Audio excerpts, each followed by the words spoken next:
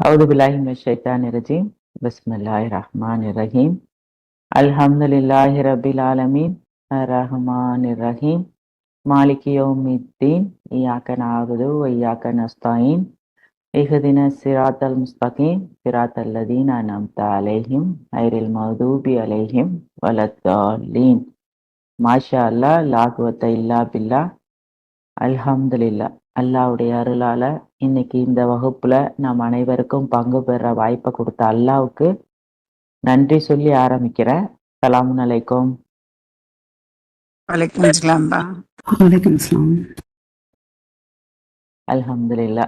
அல்லாஹ்வுடைய கிருபையினால நம்மளுக்கு இந்த ஒவ்வொரு நாள் வாழ்க்கையுமே அல்லாஹ் நம்மளுக்கு ஒரு வாய்ப்பா ஒரு பரிசா கொடுத்துட்டே இருக்காரு.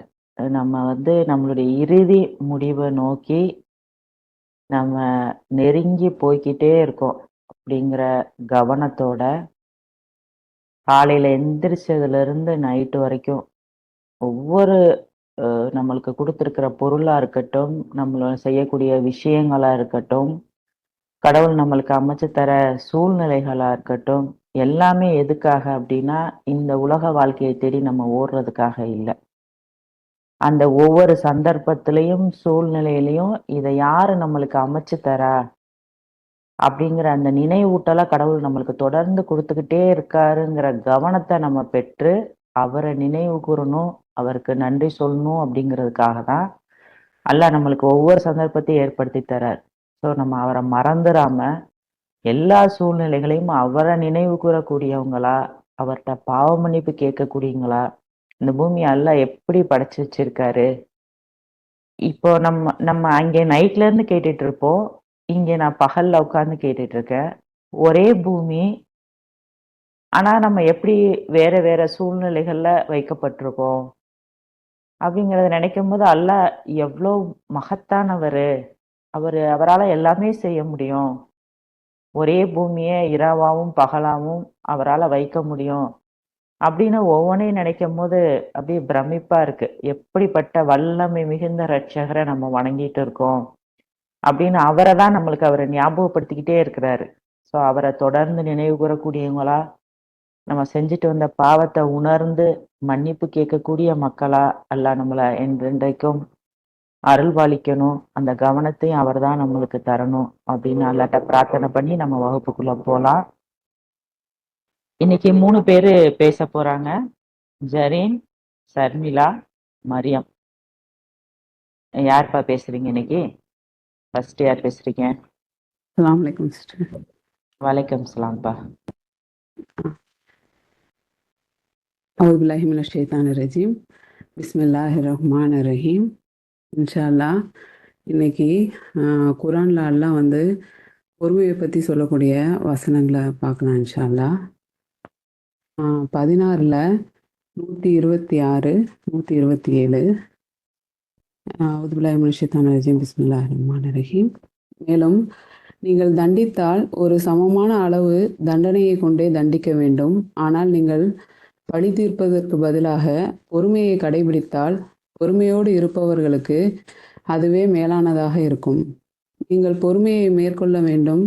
மேலும் உங்களுடைய பொறுமை கடவுளின் உதவியை கொண்டு மட்டுமே நிறைவு அடையக்கூடியதாக உள்ளது. அவர்களுக்காக கவலைப்படாதீர், மேலும் அவர்களுடைய சூழ்ச்சிகளால் வருத்தமும் படாதீர். அதே மாதிரி 41ல் 34 என்ன சொல்கிறாங்கன்னா, நல்ல பதிலும் கெட்ட பதிலும் சமமானவை அல்ல. நீங்கள் இயன்றவரை மிகச்சிறந்த பதிலளிப்பதை கடைபிடிக்க வேண்டும். இதனால் உங்களுடைய விரோதியாக இருந்து வந்த ஒருவனும் உங்களுடைய மிகச்சிறந்த நண்பனாகிவிடக்கூடும். அதே மாதிரி 42வது அத்தியாயத்தில் 43வது வசனத்தில் என்ன சொல்கிறாங்கன்னா, பொறுமையையும் மற்றும் மன்னிப்பையும் மேற்கொள்வது குணத்தின் மெய்யான பலத்தை பிரதிபலிக்கின்றது.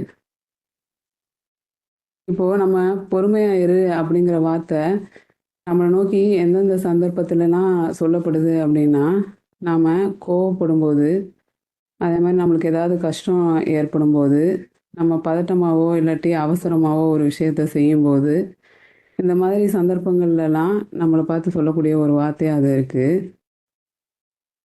இப்போ நம்ம கோவப்படுறோம் அப்படின்னா, நம்ம கோவப்பட்டு முடிச்ச உடனே என்ன சொல்லுவோம்னா, "என்ன அறியாம எனக்கு கோவம் வந்துருச்சு. என்னால கோவத்த கண்ட்ரோல் பண்ண முடியல." அப்படின்னு சொல்லுவோம். ஆனா, நம்ம அந்த கோவத்த பிரயோகிக்கிற விதம் கூட ஒவ்வொருத்தர்ட்டயும் ஒவ்வொரு விதமா இருக்கும். இப்போ நம்மளுக்கு யார் மேல அதிக உரிமை இருக்கோ, அவங்க மேல வர கோவமும் நம்மளுக்கு அதிகமா இருக்கும். ஒரு சின்ன சின்ன விஷயத்துக்கு கூட அவங்க மேல நம்ம டக்குன்னு கோவப்பட்டுருவோம். அவங்க மேல உள்ள உரிமையில, அவங்க மேல உள்ள அதிகாரத்துல நம்மளுக்கு அவங்க மேல சட்டு சட்டுன்னு கோவம் வந்துரும். அதுவே நம்மளுக்கு முக்கியமானவங்க கிட்டயோ, இல்லாட்டி நம்மளோட உறவினர்கள்கிட்டயோ நம்ம அந்த அளவுக்கு அந்த கோவத்த நம்ம காட்ட மாட்டோம். என்னைக்காவது ஏதாவது ஒரு சந்தர்ப்பத்துல தான் அந்த கோவத்த நம்ம அங்கே வெளிப்படுத்துவோம். தவிர்க்க முடியாத ஒரு சூழ்நிலை வரும்போது, அந்த மாரி இருக்கும்போது தான் வெளிப்படுத்துவோம். அதுவே நம்ம ஒருத்தரோட கண்ட்ரோல்ல இருக்கோம், அவங்களுக்கு கீழ இருக்கோம் அப்படின்னா, நம்ம நம்மளுக்குரிய கோவத்த அவங்க கிட்ட காட்டவே மாட்டோம். அமைதியான முறையில அத நம்ம அப்படியே கடந்து போயிருவோம். நம்மளால அந்த இடத்துல அவங்க கிட்ட கோவத்த காட்டவும் முடியாது. அப்போ நம்ம ஒரு கோவத்தையே இத்தன விதமா பிரிச்சு நம்ம வெளிப்படுத்துறோம். நம்ம பிள்ளைகள்ட்ட ஒரு விதமா, நம்ம உறவினர்கள்ட்ட ஒரு விதமா, நம்மளுக்கு மேல இருக்கிறவங்க கிட்ட ஒரு விதமா, நம்ம பிரிச்சு பிரிச்சு அந்த கோவத்த நம்ம வெளிப்படுத்துறோம். அதுக்கான காரணம் ஒரே காரணமா இருந்தா கூட, நம்ம அந்த மாரி தான் நடக்கிறோம். நம்மளால இந்த அளவுகள நிர்ணயிக்க முடியுது. ஆனா, அந்த கோவத்த நம்மளால கட்டுப்படுத்த முடியல. அப்படின்னு சொல்லி நம்ம அதுலேருந்து இதாயிர்றோம். இப்போ கோவப்பட்டு முடிச்ச உடனே மனசு அப்படியே அமைதியாயிட்ட மாதிரி இருக்கும். அது எவ்வளோ நேரத்துக்குன்னா, சும்மா ஒரு கொஞ்ச நேரத்துக்கு தான் அந்த ஒரு அமைதி இருக்கும். அதுக்கப்புறம் நம்ம அத ரியலைஸ் பண்ணும்போது, நம்ம அந்த இடத்துல கோவப்படாம இருந்திருக்கலாமோ! அப்படின்னு தோண ஆரம்பிக்கும். அப்புறம் அதுக்கான ஒரு குற்ற உணர்ச்சி நம்மளுக்குள்ள ஓடிட்டே இருக்கும். சரி, நம்ம போய் சாரியாவது கேட்டுறலாம் அப்படின்னு மனசு நெனைக்கும். ஆனா, அதுக்கப்புறம் அதுக்கும் நம்ம மனசு இடம் குடுக்காது. ஈகோ அப்படி தடுக்கும். இந்த மாதிரி நம்ம ஒவ்வொன்னா யோசிச்சுக்கிட்டே இருப்போம். இப்படி நம்ம கோவப்பட்டதுக்கு பின்னாடி உட்காந்து ஒவ்வொன்னா யோசிச்சுட்டே இருக்கும்போது, நம்ம யோசிக்காம படுற அந்த கோவத்துக்கு பின்னாடி இவ்வளோ யோசிக்க வேண்டியதா இருக்கே! அப்படிங்கிற ஒரு அழுத்தம் தான் வரும். இது எல்லாமே நம்மளுக்கு ஒரு அ ஸ்ட்ரெஸ்ஸ தான் குடுத்துட்டே இருக்கு. இதனால நம்ம அ இழக்கக்கூடியது தான் அதிகமா இருக்குதே தவிர, அதுலேருந்து நம்மளுக்கு எந்த ஒரு பெனிஃபிட்டும் கிடைக்க போறதில்ல. நம்ம பொறுமையா இருந்து அந்த இடத்துல நடந்து பார்க்கும்போது, அதுக்கான டிஃபரெண்ட்ட நம்மளால அ உணர முடியுது. கோவம் எவ்வளோ தூரம் நம்மள ஸ்பாயில் பண்ணுது, நம்ம இந்த பெனிஃபிட் எல்லாம் அனுபவிக்காம நம்ம கோவப்பட்டு அத எல்லாத்தையும் ஸ்பாயில் பண்ணிடுறோமே அப்படிங்கிறத உணர முடியுது. இதே மாதிரி தான் நமக்கு கஷ்டம் ஏற்படும்போதும், அல்லாஹ் நம்மள பொறுமையோட இருக்க சொல்லி சொல்றாங்க. பொறுமை அல்லாஹ்வோட உதவிய கொண்டு நிறைவிடக்கூடியதா இருக்குது அப்படிங்கிறத நம்மளுக்கு சொல்றாங்க. அதனால நம்ம எந்த ஒரு கஷ்டம் வரும்போதும் விரக்தி அடையாம பொறுமையோட அல்லாஹ்வுடைய உதவிய அல்லாஹ் தேட சொல்லி சொல்ற மாதிரி நம்ம அல்லாஹ்ட்ட உதவி தேடணும் இன்ஷா அல்லாஹ். இதே மாதிரி நம்ம அவசரப்பட்டு செய்யக்கூடிய ஒரு செயலும் இந்த மாதிரி தான் ஆகுது. ஒரு வேலைய, ஒரு செயல நம்ம அவசர அவசரமா, வேக வேகமா செய்யும்போது, அந்த செயல நம்மளால பெர்ஃபெக்ட்டாவும் செய்ய முடியாது. அத முழுமையாவும் நம்மளால முடிக்க முடியாது. அதே வேலைய நம்ம நிதானமா செய்யும்போது, அந்த வேலைய நம்ம பாதி அளவு செஞ்சிருந்தா கூட, ஒரு பெர்ஃபெக்ட்டா அந்த வேலைய நம்மளால செய்ய முடியும். பாதி அளவு தான் அந்த வேலைய நம்ம செஞ்சோம் அப்டின்னா கூட, அது திருப்திகரமா நம்மளுக்கு இருக்கும். அதே நம்ம அவசர அவசரமா செய்யும்போது, முழுசும் அது கொலாப்ஸ் ஆயி, நம்ம போட்ட எஃபர்ட்டுக்கும் ஒர்த் இல்லாம அது ஆயிரும். நம்மளோட உழைப்பு எல்லாமே அந்த இடத்துல வேஸ்ட்டா தான் ஆகும். இதனால நம்மளுக்கு பதட்டமும் அதிகரிக்குது. நம்மளுடைய வேலையும் கொலாப்ஸ் ஆயிருது. கடைசில நம்ம அது டிப்ரஷன்ல தான் அது கொண்டு போய் நம்மள விடுது. இந்த விஷயத்துல, இதுல எல்லாத்துலயுமே அல்லாஹ் நம்மளுக்கு எதையுமே விடாம, சின்ன சின்ன விஷயத்த கூட எந்தெந்த இடத்துல பொறுமையா இருங்க அப்படிங்கிறத அழகான முறையில நமக்கு சொல்லி தராங்க. இப்ப நான் சொன்ன இந்த எல்லா விஷயத்துல இருந்தும் நம்ம கொஞ்சம் கொஞ்சமா வெளிய பொறுமையோட இருக்க நம்ம முயற்சி பண்ணோம் அப்படின்னா, அதுக்கான பலன அல்லாஹ் இன்ஷா அல்லாஹ் நம்மளுக்கு தருவாங்க. நான் கடைசியா ஒரே ஒரு வசனம் மட்டும் படிச்சுட்டு முடிச்சிடுறேன். 3வது அத்தியாயத்துல 134வது வசனம். அவுது பில்லாஹி மினஷைத்தானிர் ரஜீம். பிஸ்மில்லாஹிர் ரஹ்மானிர் ரஹீம். அவர்கள் நல்ல காலங்களிலும் அத்துடன் கெட்ட காலங்களிலும் தானம் வழங்குவார்கள். அவர்கள் கோபத்தை அடக்கிக் கொள்வார்கள். மேலும் மக்கள் பிழைகளை பொறுத்து கொள்வார்கள். தர்மவான்களை கடவுள் நேசிக்கின்றார். இதில் வந்து நன்னறியாளர்களாக இருக்கக்கூடியவங்க அவங்களுடைய கோபத்தை அடக்கிக்கு வருவாங்க அப்படின்னு சொல்லிட்டு நன்னறியாளர்களின் பண்புகள்னு சொல்லியே இதை சொல்கிறாங்க. இந்த மாதிரியான ஒரு நன்னறியாளர்களாக நம்மளும் இருக்கணும்னு சொல்லி துவா கேட்டவெல்லாம் நான் முடிச்சுக்கிறேன் இதோட. அல்ஹம்துலில்லாஹ். அல்ஹம்துலில்லாஹ் மாஷா அல்லாஹ். நீங்க பேசுற மாதிரியே இல்லை எனக்கு. அப்படியே ஒரு யதார்த்தம். நம்ம எப்படி ஒரு விஷயத்த எதிர்கொள்றோம், எப்படி நினைக்கிறோம், அதுக்கு எப்படி நம்ம தீர்வை தேடுறோம் அப்படிங்கிறத வந்து ரொம்ப கரெக்டாக சொன்னீங்க மாஷா அல்லாஹ். அதனால எனக்கு வந்து அது ஒரு ஸ்பீச் மாதிரியே தெரில. நம்ம 2 பேரும் ஒரு கான்வர்சேஷன் பண்ணால் எப்படி இருக்கும், யதார்த்தமா இருந்தது நீங்க சொன்னது. நான் இப்போ நீங்க சொல்லும்போது எனக்கு ஒரு விஷயம் ஞாபகத்துக்கு வந்தது. நான் ஊருக்கு இங்கேருந்து கிளம்பி வரப்ப ஒருத்தட்ட பயணம் சொல்லணும், என்னுடைய பிளட் ரிலேஷனை. ரொம்ப இன்சல்ட் பண்றது, நம்ம திருப்பி திருப்பி பேசினாலும் பேச மாட்டேங்கிறாங்க. அப்ப எனக்கு தோணுது, ஏன் நம்மளே வலிய வலிய போய் பேசணும்? ஏன் அவங்க வந்து எதுக்குமே ரெஸ்பாண்டே பண்ண மாட்டேங்கிறாங்க? அப்படி இருந்தும் நம்ம போய் ஏன் சொல்லணும்? இப்படிதான் எனக்கு வந்து கோவம் வருது. நம்மளே திரும்ப சொல்லணும். இவர் சொல்றாரு, "நீ சொல்லிட்டு வா" அப்படின்னு சொல்றாரு. நான் எதுக்கு நானே எத்தனை தடவை போய்க்கிட்டே இருக்கிறது, அவங்க பேசவே மாட்டேங்கிறாங்க அப்படின்னு. அப்புறம் இவர் சொல்றாரு, "நீ எல்லாத்த பத்தியும் பேசுறல்ல, அப்ப நீ அந்த வசனத்தை ஃபுல்லா யோசிச்சு பாரு" அப்படிங்கிறாரு. அப்ப நான் அதுக்கப்புறம் திங்க் பண்ணி பார்க்குறேன். அவர் சொன்ன அன்னைக்கு நான் பயணம் சொல்லலை. அடுத்த நாள் வந்து நான் என்னைய வந்து அதுக்கு தயார்படுத்திக்கிட்டு என்னோட ஈகோவை கண்ட்ரோல் பண்ணிட்டு அதுக்கு அடுத்த நாள் தான் நான் வந்து பயணம் சொன்னேன். இதுல நான் ஒரு விஷயத்த நான் ரியலைஸ் பண்ணேன். சொன்னதுக்கு அப்புறம் என் மனசு வந்து ரொம்ப அமைதியாயிடுச்சு. அதாவது நீங்க சொன்ன மாதிரி கோவப்பட்டு அதையே நான் நினைச்சுக்கிட்டு இருந்தேன்னா, நம்ம சொல்லாம வந்துட்டோம் அப்படிங்கிறது என் மனசுல ஒரு பாயிண்ட் இருந்துட்டே இருக்கும் நெகட்டிவா. ஆனா இப்ப நான் சொல்லிட்டு வந்ததுக்கு அப்புறம் என் மனசு ரொம்ப ரிலாக்ஸ் ஆயிடுச்சு. ஸோ நீங்க சொன்ன மாதிரி நம்ம நினைக்கிறோம், கோவப்பட்டுட்டோம் நல்லதுன்னு நினைச்சோம்னா அது பின்னாடி நெகட்டிவ் ஆகும். நம்ம பொறுத்திருந்து நம்ம அந்த விஷயத்த கரெக்டா பண்ணிட்டோம் அப்படின்னா அதுக்கப்புறம் நம்ம மனசு வந்து ரொம்ப அமைதியாயிருது அப்படிங்கிறத ரொம்ப பிராக்டிக்கலா சொன்னீங்க. மாஷா அல்லாஹ், அல்ஹம்துலில்லாஹ். ரொம்ப சிறப்புப்பா. அல்ஹம்துலில்லாஹ் சிஸ்டர். நானும் அந்த வேற மாதிரி ஒரு யாராவது தான் ப்ராக்டிஸ் சொல்லுங்க பண்ணிட்டு சொல்லுங்க. ஆமா, ரொம்ப கஷ்டமா இருக்குப்பா அந்த ஈகோவை அடக்குறது அப்படிங்கிறது வந்து. ஆமாம். ம், சொல்றதுக்கு ஈஸியா இருக்கு, பட் அதை செய்யறது வந்து ரொம்ப கஷ்டப்பட்டு செய்யறோம். ஆனா அல்லாஹ் அதுக்கு நம்மளுக்கு நல்ல ஒரு இதை தருவாரு அப்படிங்கிறத நினைச்சோம்னா டக்குன்னு மனசு மாறிடுது. இது பேசுறதுமே நம்மளுக்கு ஒரு நல்ல ஒரு பாயிண்டா இருக்கு பாருங்க. இப்ப நம்ம பேசுறோம், அது மாதிரி நம்ம இருக்கணும். ஆமா அது சிஸ்டர். வேற வருது பேசும்போது இல்லையா? அந்த மாதிரி இருக்கணும் அப்படின்னு நம்ம பேசுறோம், நம்மளே அப்படி இருக்கக்கூடாது அப்படிங்கிற ஒரு இது வருது. பாயிண்ட் வருதுல்ல நம்ம கிட்ட. அப்போ நான் பொறுப்பா இருக்கணும், நான் பேசுற வார்த்தைக்கு நான் தான் பொறுப்பு, நான் சரியா இருக்கணும் அப்படிங்கிற ஒரு இதுல அவர் என்னைய கொண்டு வந்து நிறுத்தும் போது கரெக்டு. நான் பேசுற மாதிரி நான் இல்லைன்னா நான் பேசுறதே வேஸ்ட் அப்படிங்கிற மாதிரி என்னைய வந்து அது மாத்துது. அல்ஹம்துலில்லாஹ், மாஷா அல்லாஹ். வேற யாராவது சொல்லிட்டீங்களா சர்மிளா பேசுனதை பத்தி? அஸ்ஸலாமு அலைக்கும். வலைக்கம் சலாம். மீரா சொல்லுங்க. அஸ்ஸலாமு அலைக்கும். ரொம்ப அருமையா இருந்துச்சு. நீங்க சொன்ன மாதிரி ரொம்ப யதார்த்தமா நம்ம எப்படி எல்லாம் ஃபீல் பண்றோம் அப்படிங்கறத வந்து அழகா சொல்லியிருந்தாங்க. கோவத்தை கட்டுப்படுத்தினா நமக்கு அதனால என்ன பெனிஃபிட், அது வழி போகணும்னா அதுக்கு பிற்பாடு நம்ம மனசு எவ்வளவு கஷ்டப்படுது, அதுல இருந்து எப்படி நம்ம வந்து வெளியே வர்றது, இதெல்லாம் ரொம்ப அழகா சொன்னாங்க. அல்ஹம்துலில்லாஹ், நல்ல நினைவூட்டல்.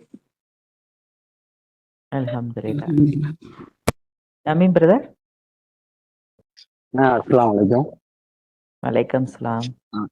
அல்ஹம்துலில்லாஹ். அல்லாஹ் வந்து கோவப்படக்கூடாதுன்னு சொல்லியிருக்காங்க. இப்போ நம்பிக்கையாளர் வந்து கோவத்தை வந்து அடக்கிப்பாங்கன்னு சொல்லியிருக்காங்க.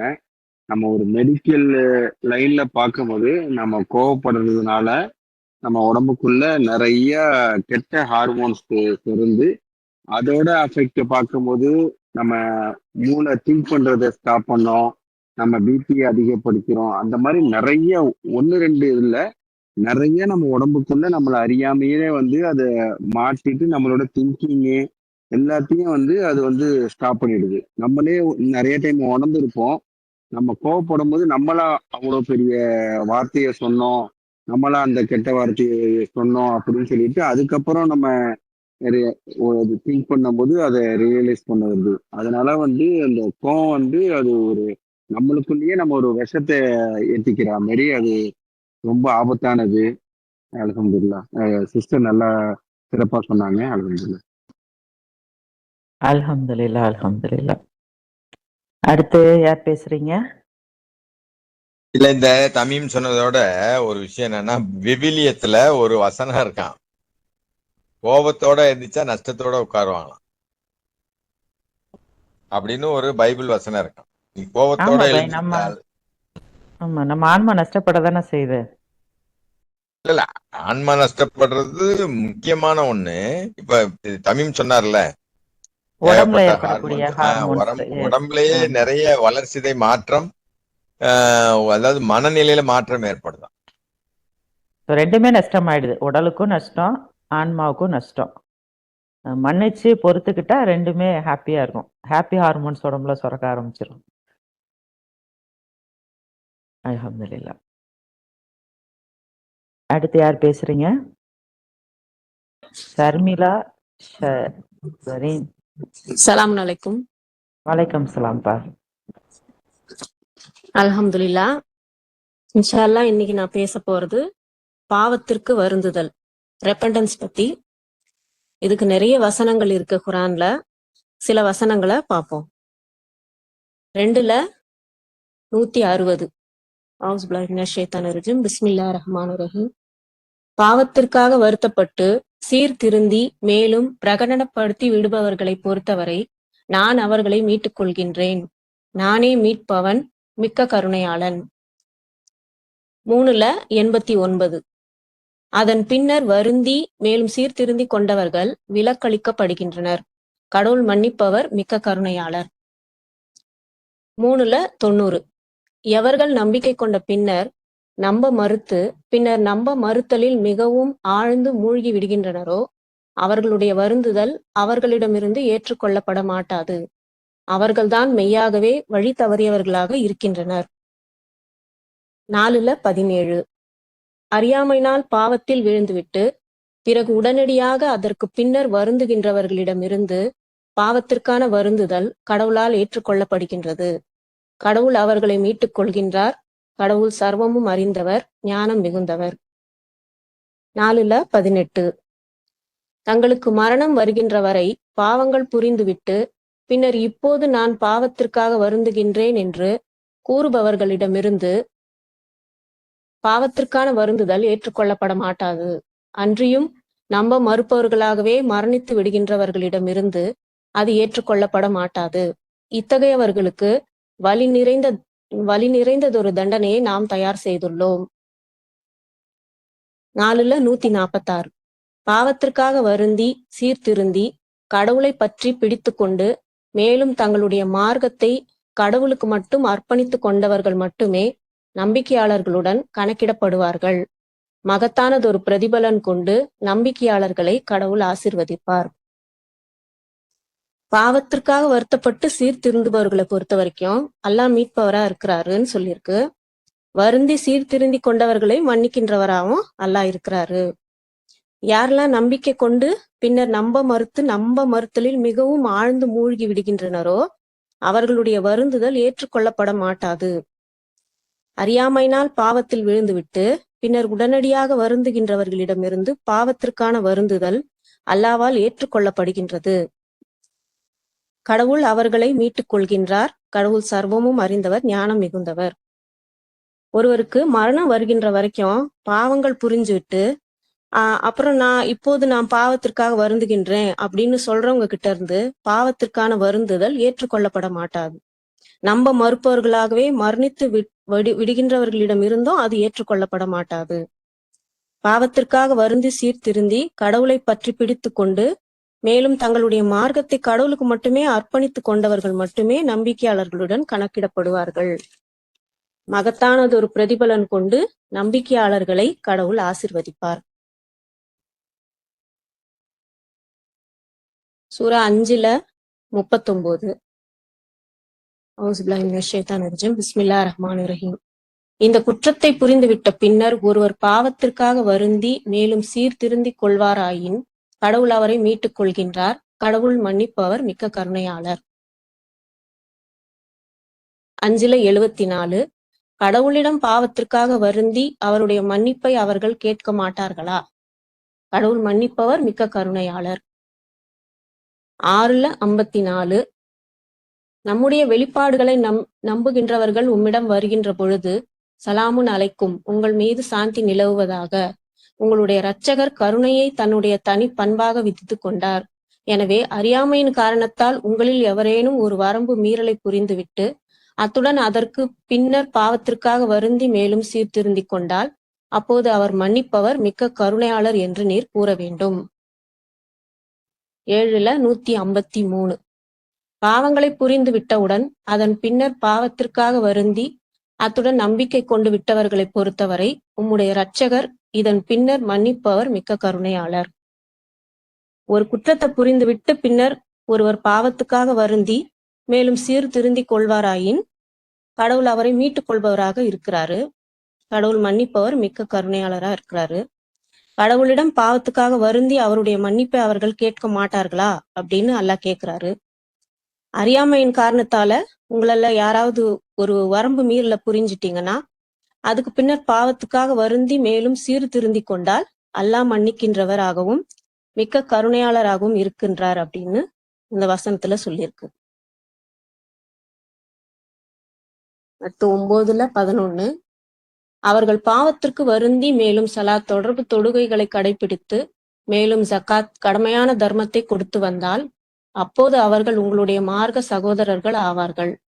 அறிந்து கொண்ட மக்களுக்கு இவ்வாறு நாம் இந்த வெளிப்பாடுகளை விவரிக்கின்றோம். அடுத்து 9-104.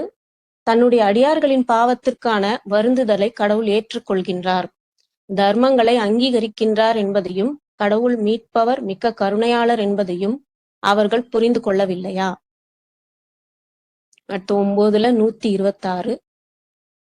ஒவ்வொரு வருடமும் ஒரு முறையோ அல்லது இரு முறைகளோ அவர்கள் கடினமான சோதனைகளில் கஷ்டப்படுகின்றனர் என்பதை அவர்கள் காணவில்லையா?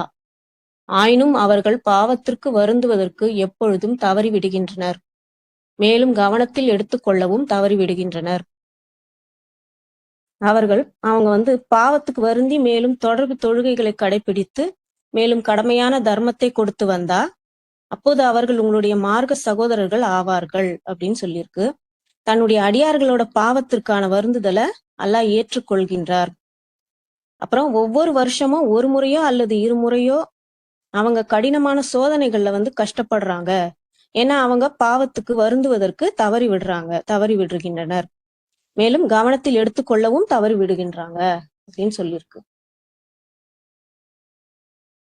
11-3. நீங்கள் உங்கள் இரட்சகரிடம் பாவ மன்னிப்பு தேட வேண்டும், பின்னர் அவரிடம் வருந்த வேண்டும். அப்போது அவர் முன்னரே தீர்மானிக்கப்பட்ட ஒரு காலத்திற்கு தாராளமாக உங்களை ஆசீர்வதிப்பார், மேலும் தன் கிருபையை அதற்கு தகுதியானவர்கள் மீது அருள்வார். நீங்கள் திரும்பிவிட்டால் பின்னர் பயங்கரமான ஒரு நாளின் தண்டனையை குறித்து உங்களுக்காக நான் அஞ்சுகின்றேன். 11-52. என் சமூகத்தாரே, உங்கள் இரட்சகரிடம் பாவமன்னிப்பு தேடுங்கள், பின்னர் அவரிடம் வருந்துங்கள். அப்போது அவர் விண்ணிலிருந்து உங்களுக்கு வாழ்வாதாரங்களை பொழிவார், மேலும் உங்களுடைய பலத்தை அதிகரிப்பார். வரம்பு மீறியவர்களாக பின் திரும்பி விடாதீர்கள். 11-61. சமூதுகளிடம் அவருடைய சகோதரர் சாலிஹை நாம் அனுப்பினோம். அவர் கூறினார், என் சமூகத்தாரே, கடவுளை வழிபடுங்கள், அவருடன் வேறு தெய்வம் உங்களுக்கு இல்லை. அவர் உங்களை பூமியிலிருந்து துவக்கினார், பின்னர் அதிலேயே உங்களை குடியமர்த்தினார். அவருடைய மன்னிப்பை நீங்கள் தேட வேண்டும், பின்னர் அவரிடம் வருந்த வேண்டும். என் இரட்சகர் எப்பொழுதும் அருகில் இருப்பவர், பதில் அளிப்பவர். 11-90. நீங்கள் உங்கள் இரட்சகரிடம் பாவ மன்னிப்பிற்காக இறைஞ்ச வேண்டும், பின்னர் அவரிடம் வருந்த வேண்டும். என் இரட்சகர் மிக்க கருணையாளர், கனிவானவர். நீங்க உங்க இரட்சகரிடம் பாவ மன்னிப்பு தேட வேண்டும், பின்னர் அவரிடம் வருந்த வேண்டும். அப்போது அவர் முன்னரே தீர்மானிக்கப்பட்ட ஒரு காலத்திற்கு தாராளமாக உங்களை ஆசீர்வதிப்பார் அப்படின்னு சொல்லியிருக்கு. மேலும் தன் கிருபையை அதற்கு தகுதியானவர்கள் மீது அருள்வார். அப்புறம் என் சமூகத்தாரே, உங்கள் இரட்சகரிடம் பாவ மன்னிப்பு தேடுங்கள், பின்னர் அவரிடம் வருந்துங்கள், அப்போது அவர் விண்ணிலிருந்து உங்களுக்கு வாழ்வாதாரங்களை பொழிவார், மேலும் உங்களுடைய பலத்தை அதிகரிப்பார்னு சொல்லியிருக்கு. அப்புறம் தமூதுகளிடம் சாலிஹ் என்ன சொல்றாருன்னா, என் சமூகத்தாரே, கடவுளை வழிபடுங்கள், அவருடன் வேறு தெய்வம் இல்லை, அவருடைய மன்னிப்பை நீங்கள் தேட வேண்டும், பின்னர் அவரிடம் வருந்த வேண்டும்னு சொல்றாரு. அப்புறம் மித்யனுக்கு ஷுவைப் என்ன சொல்றாருன்னா, மித்யன் வாசிகளுக்கு ஷுவைப் என்ன சொல்றாருன்னா, நீங்கள் உங்கள் இரட்சகரிடம் பாவ மன்னிப்பிற்காக இறைஞ்ச வேண்டும், பின்னர் அவரிடம் வருந்த வேண்டும், என் இரட்சகர் மிக்க கருணையாளராகவும் கனிவானவராகவும் இருக்கின்றார் அப்படின்னு சொல்றாரு. இந்த வசனங்கள் மூலமா பார்க்கும்போது வருந்தி திருந்துபவர்களே அல்லாஹ் மன்னிக்கின்றவராகவும் மிக்க கருணையாளராகவும் இருக்கின்றார்னு தெரியுது. அதனால நம்மளும் அல்லாஹ் கிட்ட அதிகமாக பாவ மன்னிப்பு கேட்கக்கூடியவர்களா இருக்கணும்னு அல்லாஹ் கிட்ட துவா செய்வோம். அல்ஹம்துலில்லாஹ். அஸ்ஸலாமு அலைக்கும். வலைக்கம் சலாம். அல்ஹம்துலில்லாஹ். மாஷா அல்லாஹ். அல்லாஹ் வந்து நம்மளுக்கு இந்த மாதிரி பாவ மன்னிப்பு கேட்கறதுக்கான ஒரு சந்தர்ப்பத்தை கொடுத்ததுக்கே அல்லாஹ்வுக்கு நம்ம ரொம்ப நன்றி சொல்லணும். இந்த மாதிரி ஒரு சந்தர்ப்பம் கிடைக்கலன்னா நம்மளுடைய நிலைமை என்ன? ரெண்டாவது, இப்ப நம்ம மறுக்கிற மக்களுக்கு நம்ம எதுக்கு இங்க வந்திருக்கோனே தெரியாது. அல்லாஹ் நம்மளுக்கு உணர வைக்கிறாங்க, நம்ம பாவம் பண்ணிட்டு தான் இங்க வந்திருக்கோம் அப்படின்னு. ஸோ பாவத்தை உணர வைக்கிறாரு, பாவத்தை ஒத்துக்கிறோம் நம்ம. ஆமா, நான் தப்பு பண்ணிட்டு தான் நான் இங்க வந்திருக்கேன் அப்படின்னு நம்மளை அழகா அல்லாஹ் வந்து ஒவ்வொரு ஸ்டெப்பா கூட்டிட்டு வந்துட்டாங்க. இப்ப நம்ம ஒத்துக்கிட்ட நம்ம எந்த அளவுக்கு பாவ மன்னிப்பு கேட்கிறோம் அல்லாட்ட, அந்த இடத்துலதான் இப்ப நம்ம நிக்கிறோம். ரொம்ப கம்மியான அளவுல தான் நான்லாம் பாவ மன்னிப்பு கேட்கிறேன். நீங்க இந்த இதெல்லாம் சொல்லும் பொழுது எவ்வளவு விஷயங்கள் இருக்கு பாவ மன்னிப்புல.